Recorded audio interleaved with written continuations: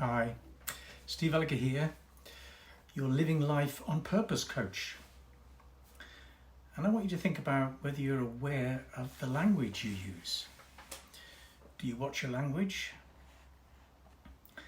I had a school teacher in the long distant past who said, say what you mean and mean what you say.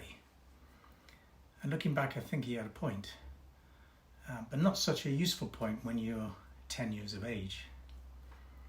And in this modern age of open, unregulated social and internet media, it seems we can say what we want without censorship or accountability.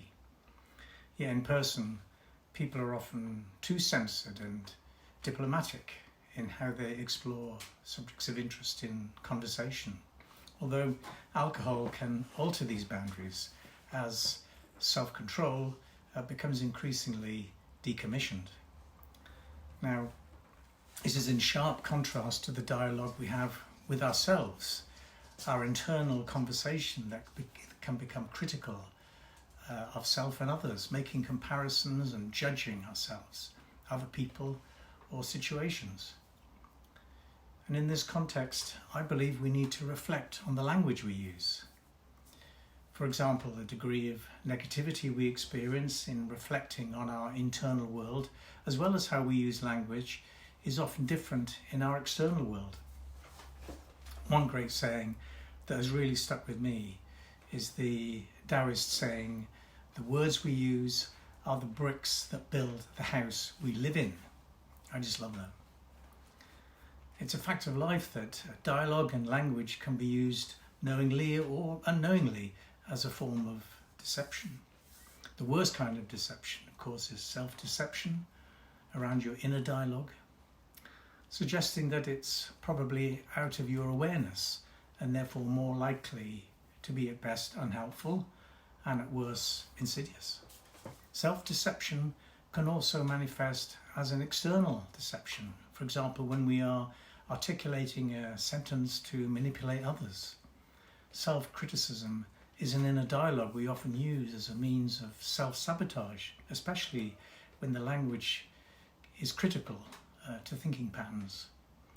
For example, I'll try and finish this later this week, and the two words that jump out here are try and later. I'll try signals non-commitment, and later implies procrastination. Needless to say, commitment and procrastination are concepts that stem from similar psychological issues. Your life coach will challenge you on your use of language.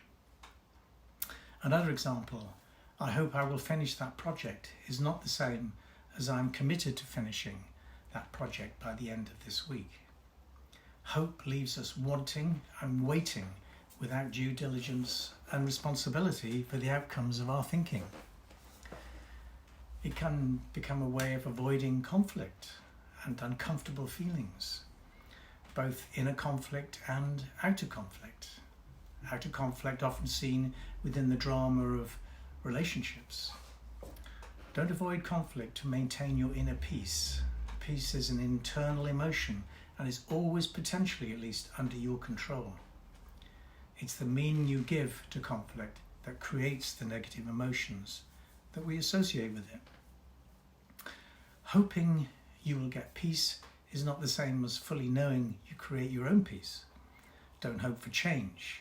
Create the change you want on purpose. Stop escaping into hope. Face the inevitable contrasts in life. Don't fear your emotional responses to life's ups and downs. Emotions inform us. Emotions certainly do not harm us. Any perceived harm is simply the fear of the emotion itself. Many external events are out of your control, but you can reevaluate your thoughts around the event that's happening to you. Hope is attempting to trade the present uncomfortable feelings for a better future moment. But you can have that better moment right now, in the present moment. You can do this by choosing an emotion to benefit your own well-being and growth, created from a world of abundance.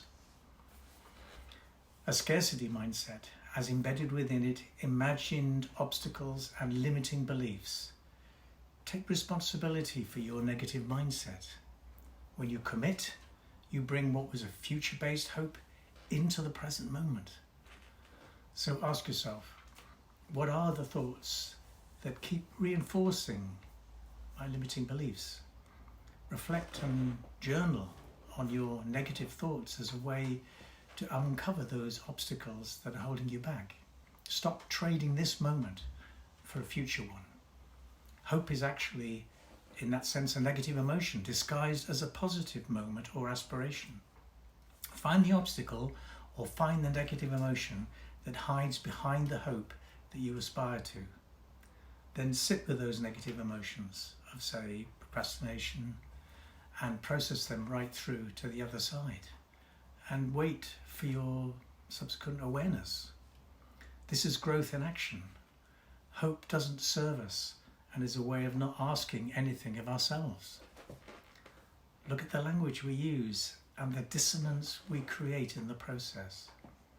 For example, we criticize the world order as it is and then refer to peace as something we can hope for. The life coach Brooke Castillo says the very act of attacking the world doesn't bring us peace. Bringing peace to the world is what brings peace. Peace begets peace. The temporary positive emotion of peace of mind created by hope separates us from the genuine emotion that's being avoided. Asking yourself and understanding why you're going to war with yourself in self-criticism is the work we will all need to do. And in the process, discover the language of your limiting beliefs. Only then can you change the words we use. When you're at peace with yourself, you bring peace to your inner world and the world around you. And incidentally, also avoid the negative influence of confirmation bias that becomes an unwanted self-fulfilling prophecy. You can't be a person who is at peace with yourself and hoping for peace in the world. It's a contradiction. Find out what and why you're denying yourself of inner peace and address it directly. The obstacle itself, your limiting belief, your negative mindset. Stop hoping for anything. It won't serve you. Just do it. Go get it. Passivity simply invites more passivity and procrastination with all the negative feelings of frustration associated with it. So, watch your language, notice your dialogue without criticism, and seek to understand its origin or basis with compassion. Then you can choose to change it and say what you mean and mean what you say. You will then have an inner dialogue and an outer language that is consonant, indicating you are indeed living your life on purpose.